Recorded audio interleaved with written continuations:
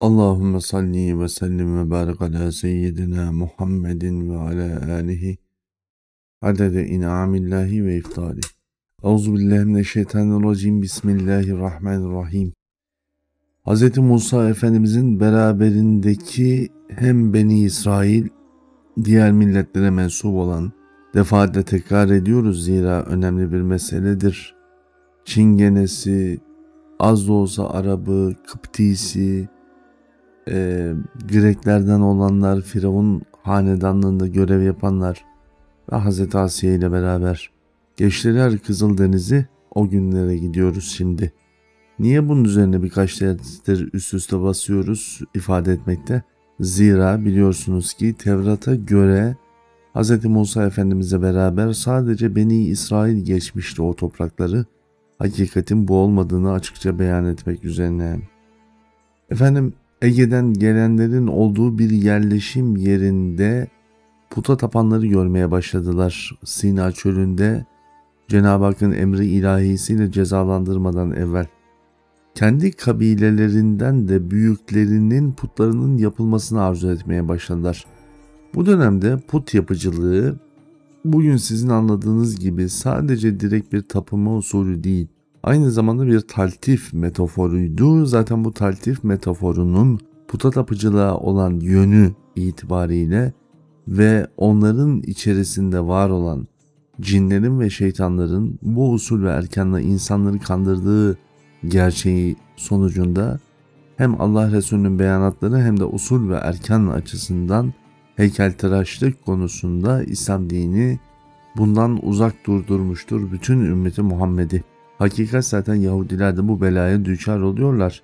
Mısır'daki şaşayı ve gösterişi tekrardan kazanıp kazanamayacaklarını ya da onlar tabi çalışanlar da onlar kadar bir gelir elde edebilecek pozisyonda değiller ama Beni İsrail'in beklentisi bu. Hz. Musa gibi mucize-i ilahiyi kendilerine göstererek Cenab-ı Hakk'ın büyüklüğünü onlara göstermiş olan Hz. Musa'dan isteklerinin kökeninde her zaman Firavun'a karşı beraberce mücadele ettik de nihayetinde biz de bunun meyvelerini yemeyecek miyiz tarzındaki bir anlayış hasıl oluyor. Toplumun sosyolojik açıdan değerlendirildiğinde kırılma noktaları açısından nefsi emmarenin bela ve illetinin anlaşılması için önemli bir mihenk noktasıdır burası. Efendim, çaldıkları ganimet olmayan malı kavga çıkmasın diye Hz. Musa'nın onu reddeder diye bir buzağı haline getirdikleri süreçten bahsetmemiz gerekiyor. Zira biliyorsunuz Tevrat'ta sanki Cenab-ı Hakk'ın oradan kurtulanlara karşılık oradan kurtulabilmek için hırsızlık yapabilme hakkını beyan ettiği usulün olduğu haşa beyan edilir. Bu muharref Tevrat'ta böyledir. Yine söylüyoruz inşallah bizim 3 hafta boyunca devam eden Yahudilik kavramı, Beni İsrail'in geçmiş tarihi ve modern tarihini ele aldığımız 3 ana sohbeti dinlememizde, dersi daha doğrusu dinlememizde fayda var.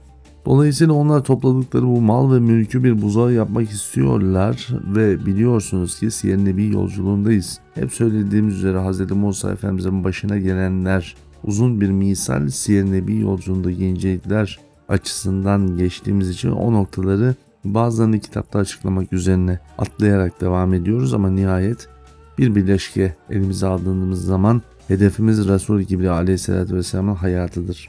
Onun hayatına sirayet eden noktaların etrafından geçerek ulaşmaya çalıştığımız bir geometri bu. Bir gece doğal olarak bu buzağdan bir şeytanın ve cinin vesilesiyle sesler duyuluyor. Hz. Musa aleyhisselam Tur-i Sina'da Cenab-ı Hak ile beraberken. Onlar da şöyle diyorlar: Musa'nın bizden sakladığı, bize göstermediği ilah budur. Görmeyelim diye bize putları da yasaklıyor. Halbuki Egeliler işi biliyorlar. Bu Grekler put yapıyorlar. Çünkü bu putlar sayesinde tanrılarıyla, tanrıyla, ilahlarıyla daha doğrusu görüşebiliyorlar dediler. Hz. Musa Efendimiz'den defaatle bu görüşme taleplerine karşılık Cenab-ı Hakk'ın Kur'an-ı Azimüşşan'da da beyan edilen hakikat ayet-i kerimelerle de bunu açıkça görebiliyoruz. Onlar Rablerini görmek istemişlerdi ve bunları göremedikleri için de bu yaptıkları buzağdan gelen ses onları oldukça etkilemişti. Tabii ki işlerindeki münafık zihniyetinde büyük bir etkisi var burada. Hz. Musa Efendimiz Rabbini görmek isteyen bu cahil lane hareket içindeki topluluğa dönüp ey cehaletin babaları demişti. Yani Grekler cahildirler ama siz onları kopyalayınca hem de bu söz ve söylemle kopyalayınca onlardan daha üstün. Onların hani bugünkü tabirle söylemek gerekirse ağa babası tam karşılamaz ama cehaletin babası olduğunuz ifadesini söyler ki Ebu Cehil isminin de Siyer-i Nebi yolculuğunda göreceğiz.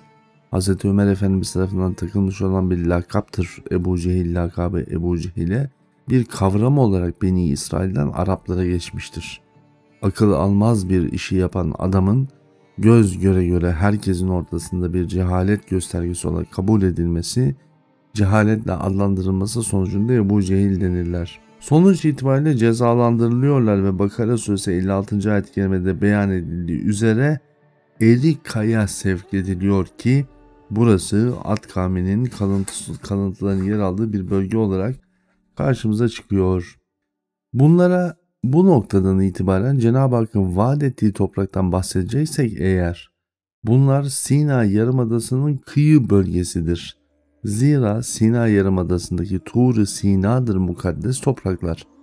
Allah Azze ve Celle'nin Hz. Musa Efendimiz'e beyan ettiği kutsal toprak dediği alan, Hz. Musa Efendimiz'e nida edeceği, dağa tecelli edeceği, dağda bir ağaca tecelli edeceği, nurunun tecelliyatının gerçekleşeceği o alan, bu noktada bugünkü görmüş olduğunuz Kudüs'ün olma ihtimali ne yazık ki söz konusu değil. Ne yazık ki diyoruz çünkü bugünkü İslam terminolojisinde de sanki Kudüs'ün, Beytül Makdis'in Yahudilere birer Allah Azze ve Celle'nin vaadiymiş gibi algılanma süreci var ki yine Yahudi tarihçiliğinin İslam ümmeti üzerindeki büyük bir negatif etkisi olarak karşımızdadır. O zaman mukaddes toprak, Kur'an-ı Azimüşşan'daki işaretle beraber Hz. Musa Efendimizin yaşadığı ve ümmetin cezalandırdığı alanda bütün işaretler yan yana konulduğunda Erika bölgesi olarak karşımıza geliyorsa eğer burası Sina Dağı bölgesidir ve Kudüs Şam toprağına dahil olan bir bölgedir. Dolayısıyla Kudüs'ü Beytül Makdis olarak ele alırken buranın Şam bölgesi duhulünde, içeriğinde olduğunu unutmamak gerekiyor. Burada bir diğer önemli mesele biliyorsunuz geçişte 2000'e yakın insandan bahsettik.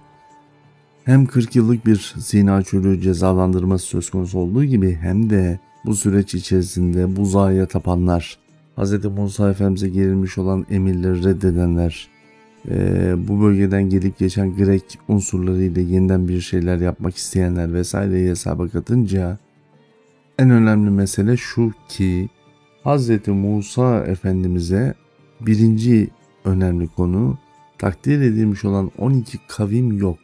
12 kavmin başına görevli olarak atayabileceği ümmeti kendisine takdir edilmiş durumdadır. Dolayısıyla karşımızda sanki 12 kavmin hepsi Mısır'daymış da Mısır'daki bu kavimler göç edip buraya gelmişler. Buradan sonra da Kudüs'e gelmişler gibi bir anlayışın karşılığı tamamen Tevrat usulüne ait ama ne tarihsel akış serüvenine uyuyor, ne mantaliteye uyuyor, ne de bugün elimizde onlar Kudüs'te gelmeden evvel Kudüs'te var olan Beni İsrail'in varlığıyla örtüşüyor. Geriye kalan bir başka ikinci önemli mesele peki Hz. Musa Efendimiz'e hakikaten iman etmiş, Müslüman olmuş, İslam dinini seçmiş, Hz. Musa'yı kendine peygamber seçip evvelkileri de baş tacı etmiş olan tevhid akidesinin Hz. Adem Efendimiz'den beri değişmezliği üzerine yaşayanlar, değişmemiş Tevrat'a iman etmiş olan kişiler kaç kişiydiler? Onlar 19 kişiydiler efendim. Çünkü Hz. Musa Efendimiz kendi hayatı açısından söylenildiğinde şöyle bir sözü vardı. Ümmetim İsa'nın ümmetini geçmez diyordu ki Hz. İsa Efendimizin de ümmeti kendi yaşadığı dönemde 20, 25, 26 kişiye kadar iman eden var. Öldürülenler, ölenlerini çıkarken Hz. İsa Efendimiz göğe çekildiğinde geriye 14-15 kişilik bir ümmet kalıyor. Dolayısıyla bu hakikat çerçevesinde bugün bunları beyan etmiş olduk özetiyle. Efendim bu özet yolculuğunda devam ederken Hz. Musa Efendimizin kardeşi Hz. Harun Efendimiz'den de bahsetmeden geçemeyiz. Onun bir yarım kalmış meselesi vardı birkaç ders öncesinde, biliyorsunuz Mekke-i Mükerreme'den görevlendirme ile Hz. Musa Efendimizin yanına gelmiştir Cenab-ı Hakk'ın emriyle. Yarın Allah nasip ederse Hz. Harun Efendimiz'den bahsetmeye gayret ediyor olacağız. Siyer-i Nebi çerçevesinde. Yarın tekrardan görüşmek üzere efendim. Kalın sağlıcakla.